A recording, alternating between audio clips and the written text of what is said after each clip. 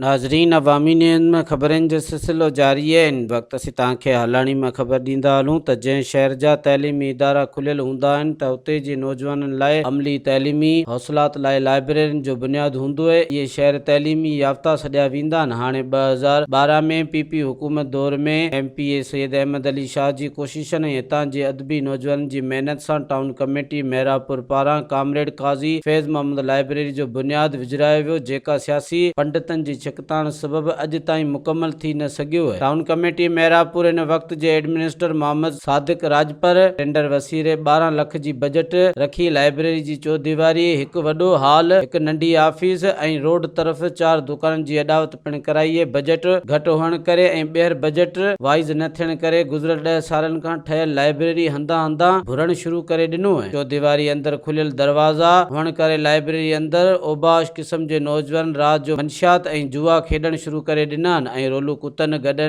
Library खे पंहिंजो आस्थानो बणाए छॾियो आहे। जॾहिं त लाइब्रेरी जी मरम्मत ऐं रेल कम खे मुकमल कराए ॾियण लाइ हितां जी शहरियुनि ऐं शागिर्दनि पारां केतिरा ई दफ़ा एहतिजाज पिणु कराया विया आहिनि, पर हिन महिल ताईं बाला ऑफिसरनि जे कननि ते जूं बि न चुरी आहे। हितां जे अदबी समाजी अॻवान इक़बाल, एजाज ख़ासकेली, कुर्बान, शरीफ सुमरो ऐं ॿियनि DC नौशरो फिरोज़ खां घुर कई आहे त कामरेड काज़ी फैज़ मोहम्मद लाइब्रेरी जल्द खां जल्द ठाराए ॾिनी वञे। मज़ीद खबरों और तफसीलात के लिए विजिट करें हमारी वेबसाइट www.awamiNewsHD.com।